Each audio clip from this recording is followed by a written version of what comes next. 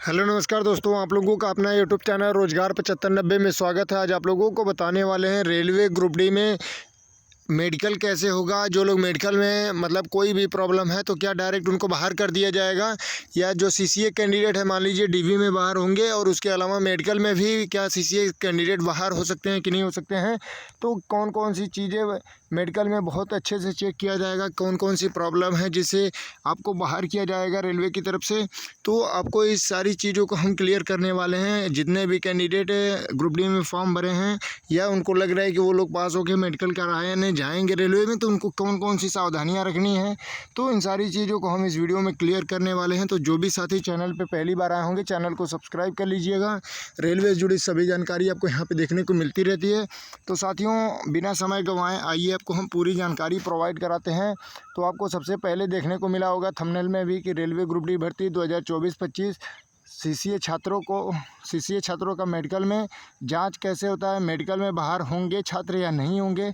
क्योंकि देखिए, काफ़ी लोगों का ये भी कमेंट आ रहा था कि सर जब सीसीए नॉन सीसीए का मुद्दा है तो नॉन सीसीए बाहर होंगी तभी भी और भी सीटें खाली होंगी, और जो लोग नॉन सीसीए मान लीजिए बाहर होंगे ही होंगे, और जो लोग गलत डाटा फिल किए हैं सीसीए होते हुए जी जिनका कंप्लीट नहीं होता वो भी बाहर होंगे। डीबी में कुछ लोग छटेंगे, कुछ लोग मेडिकल में छटेंगे। तो यही काफ़ी कमेंट आ रहा था कि सर मेडिकल में भी जो लोगों को मान लीजिए थोड़ी बहुत प्रॉब्लम है तो वो लोग छट जाएंगे, तो सीटें खाली होंगी या नहीं होंगी, दोबारा से पैनल आएगा उसके लिए कि नहीं आएगा।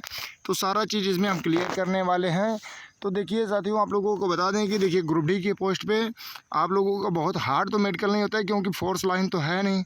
आपका मेडिकल नॉर्मली होता है, लेकिन फिर भी जैसे आपका यहाँ पे थंबनेल में भी देखने को मिला होगा, और उसके साथ साथ ये नोटिफिकेशन देखिए, यहाँ पे काफ़ी लोग नोटिफिकेशन को पढ़ने के बाद, जैसे ये इंग्लिश में लिखा हुआ है, लेकिन जब इसको हिंदी में जैसे ये मेडिकल फिटनेस आप लोग जब इसको पढ़ेंगे कि candidate must ensure that the will मतलब जब ये पढ़ेंगे आप लोग, तो इसमें बताया जा रहा है कि जो लोग मेडिकल के मतलब जो पोस्ट चूज किए हैं, सबसे महत्वपूर्ण उसमें ये हो जाता है कि जो लोग आप पोस्ट चूज किए हैं, पोस्ट प्रेफरेंस में जो आप डालें, मान लीजिए फर्स्ट में तो सभी लोग ज़्यादा करके पॉइंट्समैन में चूज कर दिए हैं।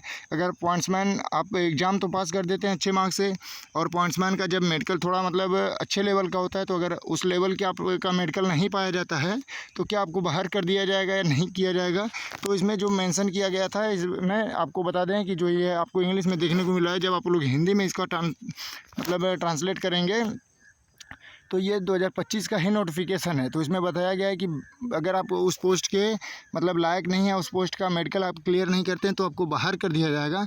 तो काफ़ी कैंडिडेट इसको पढ़ने के बाद काफ़ी फ़ोन कर रहे थे, मैसेज कर रहे थे कि सर इसमें तो साफ साफ लिखा है कि अगर आप उसमें मतलब नहीं पाएंगे तो बाहर कर दिया जाएगा। तो आपको यही चीज़ें जानकारी देना है कि बाहर तो किया जाएगा, ऐसा कुछ नहीं है।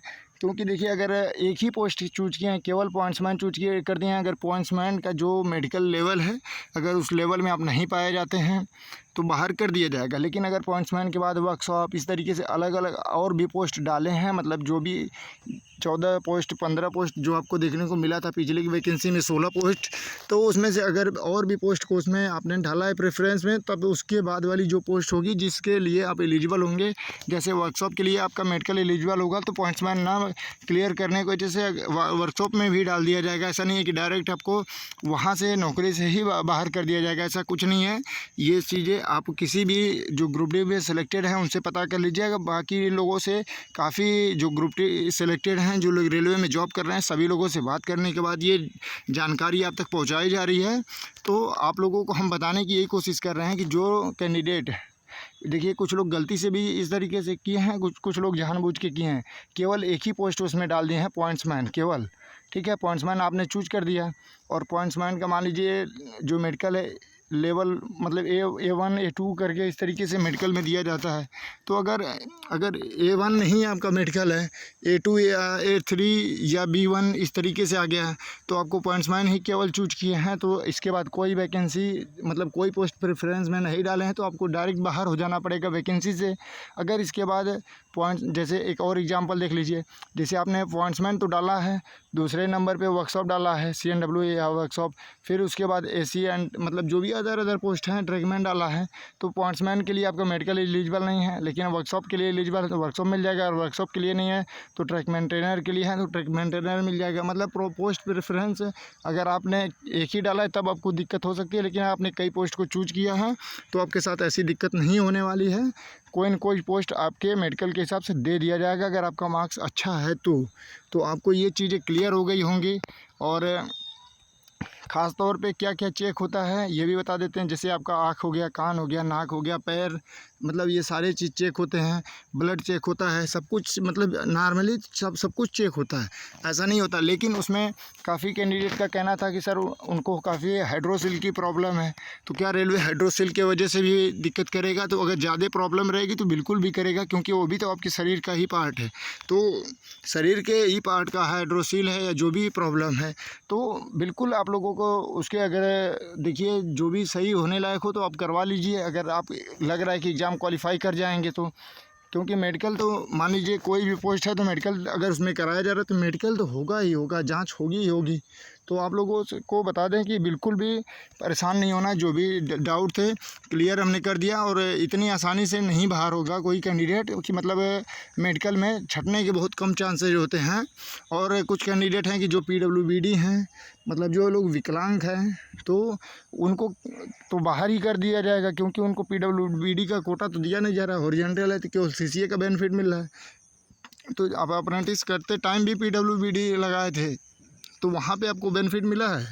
तो ऐसा नहीं है कि PWBD, मतलब कुछ लोगों का ये कहना था, सिंपल भाषा में समझा दें कि सर अगर मेडिकल में थोड़ी प्रॉब्लम की वजह से अगर रेलवे जो सामान्य कैंडिडेट है उसको निकाल सकता है तो फिर विकलांग जो कोटा से जा रहे हैं, विकलांग कैंडिडेट हैं, अप्रेंटिस हैं, ITI हैं, जो भी 10वीं हैं, तो उनको फिर कैसे भर्ती करेगा? तो देखिए उनके लिए अलग से कोटा रहता है तो उसमें भर्ती किया जाता है, और उस विकलांग का जो पद है उसके हिसाब से उनको दे दिया जाता है। जैसे माली का काम हो गया, या इस तरीके से बहुत से ग्रुप डी में पोस्ट होते थे, उनको वो पोस्ट दे दिया जाता था, ठीक है। और जो लोग मतलब CCA कैंडिडेट होते हुए भी PWBD हैं तो उनको भी डरने की ज़रूरत नहीं है। आपके जो भी मतलब जितने परसेंटेज आपका PWBD होगा, विकलांग होंगे, उस हिसाब से आपको पोस्ट मिलेगा। क्योंकि देखिए आप लोगों ने देखा होगा कि ग्रुप डी में कई सेंटरों पे उन बच्चों को भी एलिजिबल किया गया था जो का मतलब पूरी तरीके से अंधे थे, उनको कुछ नहीं दिखाई दे रहा था, उनका एग्ज़ाम मतलब दूसरा कैंडिडेट बगल में बैठ के दे रहा था। तो ऐसे कैंडिडेट को अगर रेलवे मौका दे रहा है तो बिल्कुल, अगर थोड़ी बहुत प्रॉब्लम है तो कोई डरने की ज़रूरत नहीं है, बिल्कुल भी आप लोग घबराएं नहीं। आपकी मेडिकल से जो भी रिलेटेड और भी कोई जानकारी चाहिए या जो भी और भी डाउट होगा तो ज़रूर क्लियर कर लीजिएगा। नोटिफिकेशन को देखते हुए काफ़ी कैंडिडेट परेशान थे कि सर इसमें तो लिखा है साफ बाहर कर दिया जाएगा, लेकिन उसमें ये लिखा गया है कि अगर आपको एलिजिबल नहीं पाया जाएगा तब। लेकिन ऐसा होता है, आप जो भी आपके संपर्क में होंगे, कोई भी ग्रुप डी में सेलेक्टेड होगा तो उनसे भी आप मेडिकल की जानकारी ले सकते हैं कि कैसे ग्रुप डी का मेडिकल होता है और क्या क्या उसमें मतलब चेक किया जाता है। क्योंकि आप लोगों को जो भी चीज़ें बताई जाती हैं तो आप लोगों को लगता है कि हो सकता है ऐसा ना हो, कोई गलत जानकारी आपको दे रहा हो, तो आप लोग, क्योंकि ग्रुप डी ऐसा पोस्ट है कि हर जगह आपके कर्मचारी मिल जाएंगे तो आप लोग उनसे खुद मतलब पर्सनली भी जानकारी ले सकते हैं इस मुद्दे पे। और जो हमने जानकारी इकट्ठा किया था उसके हिसाब से आपको बताया। और आप सभी साथियों को से निवेदन है कि यह वीडियो सभी ग्रुप में शेयर कर दीजिएगा, चाहे ITI लेवल पे फॉर्म भरे हों, चाहे अप्रेंटिस, चाहे किसी भी लेवल पे ग्रुप डी में फॉर्म भरे हों, उनको ये जानकारी ज़रूर पहुंचाइएगा। जिनको भी मेडिकल से रिलेटेड दिक्कत या डर बना हो उनको जानकारी ज़रूर पहुंचाइएगा। ज़्यादा से ज़्यादा इस वीडियो को शेयर कर दीजिएगा। धन्यवाद साथियों।